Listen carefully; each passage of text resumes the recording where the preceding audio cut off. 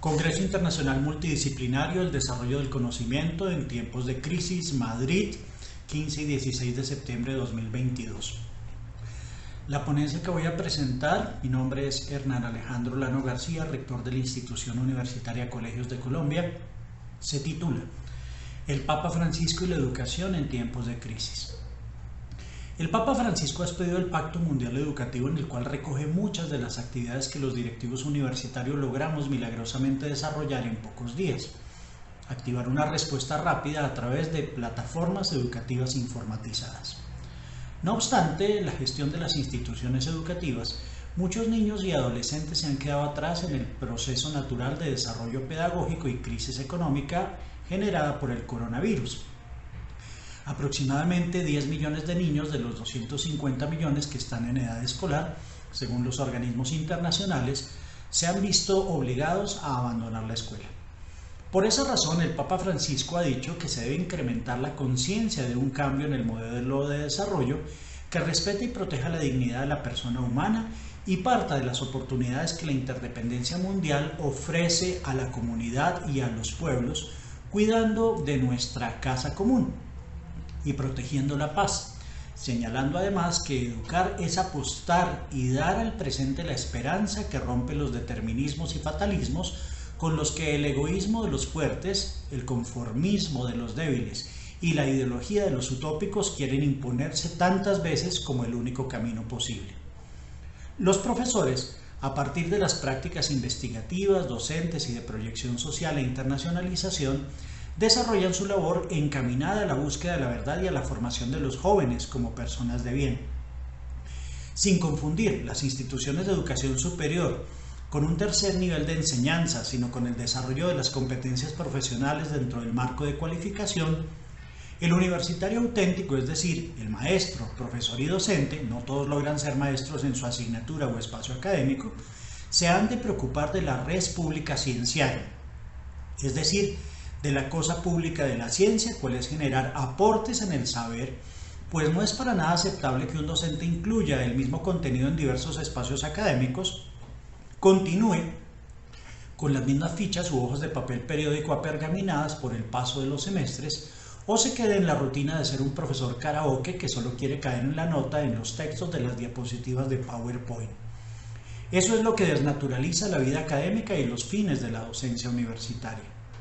Eso me hace recordar un discurso de 1980 de San Juan Pablo II ante la UNESCO en París, cuando insistía en la labor social de la educación, afirmando una frase que sigue siendo actual casi 5 décadas después. Es necesario que el hombre sepa ser más, no solo con los otros, sino para con los otros. La docencia, y más aún la docencia universitaria, es y debe ser una labor profunda que debe comprometerse con el crecer en el saber, enseñando con profesionalismo, cuidando los detalles de cada clase y desarrollando su trabajo con puntualidad, orden y responsabilidad. Según el filósofo español Leonardo Polo, que habla de la labor del docente, a los docentes era como vender miel al colmenero, pero desafortunadamente hay docentes que no comprenden que enseñar es un modo de ser y crea carácter, no solo refuerza el propio, sino que fortalece el de los estudiantes. Desde hace 30 años comencé a ejercer la docencia. Mis estudiantes de último semestre de Derecho en 1993 eran mayores que yo, y eso me hacía esforzarme por dar más en mis sesiones en el aula, y por eso es tan importante profesionalizar la docencia de quienes tenemos otras profesiones de origen. Por eso, cuando alguna persona me llega con la frase «Deme unas horitas de clase que estoy varado y necesito 5 años de experiencia para lograr un cargo público», lo descarto de inmediato. Porque ser profesor universitario, con todas las de la ley, implica desarrollar habilidades particulares y tener una vocación, pero por sobre todo, volviendo a Polo, ser docente es casi hacer un voto de pobreza. He ahí la heroicidad del docente. En realidad, no son suficientes las recetas simplistas o los vanos optimismos, pues educar es siempre un acto de esperanza que invita a la coparticipación y a la transformación de la lógica estéril y paralizante de la indiferencia en otra lógica distinta capaz de acoger nuestra pertenencia común. Los educadores de oficio y de carrera que creemos que la educación es una de las formas más efectivas de humanizar el mundo y la historia, debemos ser conscientes de este llamado de nuestro itinerario educativo integral, generar y mostrar nuevos horizontes a nuestros estudiantes y educandos, así como a todos los componentes de la sociedad, para que seamos capaces de responder a los desafíos y emergencias del mundo contemporáneo. El Papa nos pide, de manera particular a los hombres y a las mujeres de cultura, de ciencia y de deporte, a los artistas, a los operadores de los medios de comunicación en todas partes del mundo, afirmar este pacto en sus 7 principios. Aunque las grandes transformaciones no se construyen en el escritorio, sí podemos, desde él, ser pensadores y promotores del cambio. Expreso aquí que lo suscribo de manera individual, pues hemos de ser promotores de los valores del cuidado, la paz, la justicia, la bondad, la belleza, la acogida del otro y la fraternidad. Francisco propone un reto en la transversalidad de las asignaturas de humanidades de las universidades. En este proceso, un punto de referencia es la doctrina social, que inspirada en las enseñanzas de la revelación y el humanismo cristiano,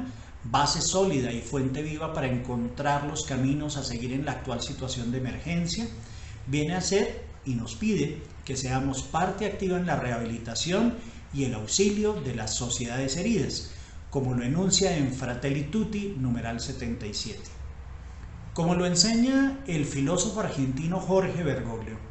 educar es siempre un acto de esperanza que invita a la coparticipación y a la transformación de la lógica estéril y paralizante de la indiferencia en otra lógica distinta, capaz de acoger nuestra pertenencia común.